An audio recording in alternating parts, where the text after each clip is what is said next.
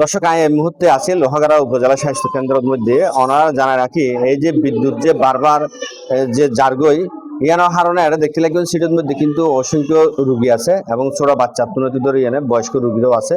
তবে দুঃখের বিষয় হল তারা তো এখন বিছানা তুললো এনে এই বাচ্চাগুলোর কি ঠান্ডা করা পড়ে আরে যারা রুগী আছে ইতারা যারা কষ্টকর ইতারার সাথে হতা হইম এবং ইতারার বর্তমান পরিস্থিতি গান ওনারা আরো জানাবার চেষ্টা করবেন।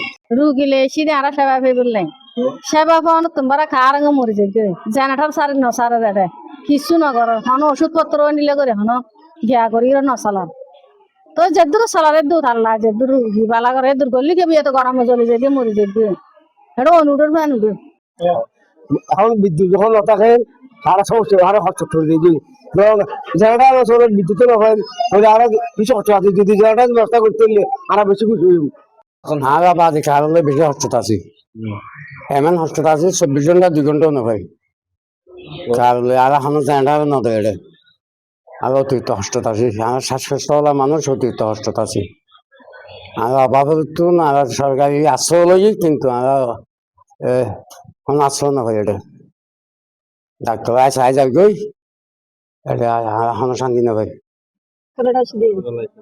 বিদ্যুৎ খাইতে লাগবে না ঠিকভাবে কারণ না কেউ তো কারণ না থাকলে কারণ না তাহলে কেন করতে মানে সরকার নদী হারা পাইব ওটা রুগী নরম হয়ে যাবে জানাটা নখন একটু জানাটা তাই নসাইতো না জানাটা তাই নসাইতো না বেশি বেশি হইতো না। লোহাগাড়া উপজেলার একমাত্র সরকারি হাসপাতাল অত্র উপজেলার প্রায় 3.5 লক্ষ জনগোষ্ঠীর জন্য এই স্বাস্থ্য কমপ্লেক্সটি তাদের সর্বোচ্চ আন্তরিকতা এবং যোগ্যতা দিয়ে সেবা দিয়ে যাচ্ছে।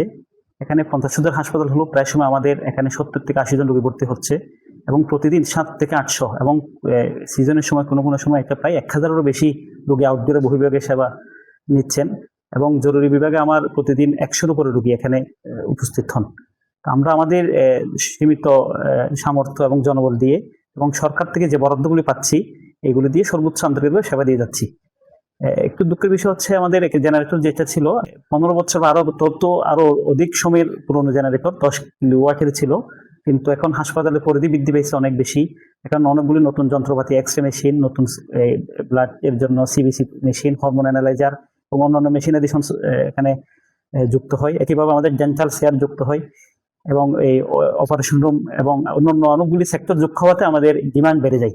একইভাবে আমাদের ইভিআই সেক্টর অনেকগুলি আমাদের ফ্রিজ আছে যেগুলিতে আমাদের ভ্যাকসিন সংরক্ষণ করা লাগে।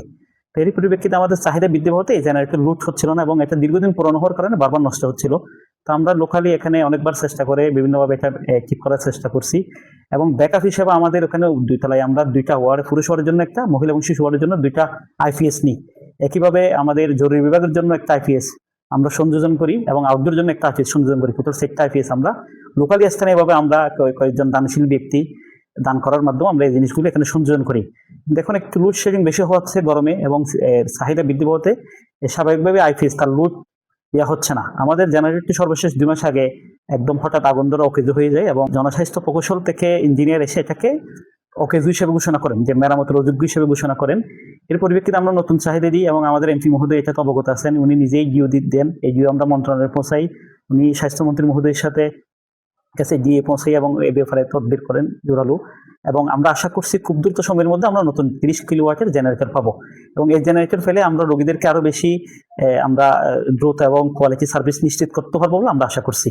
হাসপাতালের মধ্যে ভর্তি আছে ইতারার যে দুঃখের বিষয় যে কঠিন অবস্থার মধ্যে যে তারা দিনাতিপাত করেন যে বিদ্যুৎ না থাকার কারণে এই বিষয়গান ওনারা জানাবার চেষ্টা করি এবং টিএসও যে ডাক্তার ইকবাল আছে ওনার সাথে আরো হত হই, তবে ওনার তো আরো জানিতে পারি দিয়ে এটা যে জেনারেটর আছে এবার দীর্ঘ সময় ধরে এনে কিন্তু নষ্ট রিপেয়ারিং করানোর পরেও কিন্তু এবার হাসনদার অকার্যকর গিয়ে গই। তবে তারা সরকারের হাসে আবেদন করছে 30 ওয়াটের উগ্র জেনারেটর হলাই এই জেনারেটর যদি দেয় তাহলে তারার যে এখন যে দুর্ভোগের মধ্যে রোগী সকলের দিন হারার এই দুর্ভোগ মুক্তি হবে বলে আরা জানাইয়ে। তবে ওনারা আরেকখান বিষয় জানা রাখি, এর যে ট্রমা সেন্টার আছে এই ট্রমা সেন্টারের মধ্যে প্রতিনিয়ত রোগী সকলের সেবা লর এবং এই হাসপাতালত বিভিন্ন নতুন সংযোজন হয়ে চিকিৎসা লাই এবং পরীক্ষা নিরীক্ষা করে বেলাই যেগিন আর টিএসও তার বক্তব্যের মধ্যে হতা তুলে ধরে গিয়ে। তো লোহাগাড়ার প্রত্যেকখান জায়গাতুন ওনারা আইন এর সেবা লইতে হইবেন। অন্যান্য প্রাইভেট হাসপাতালের মধ্যে দাম বেশি দিয়ে ওনারা যে সমস্ত পরীক্ষা নিরীক্ষা করা পড়ে এগিন কিন্তু এটা খুব কম টাকা দিয়ে ওনারা পরীক্ষা নিরীক্ষা করে ছাড়বেন বলে আর জানাইয়ে।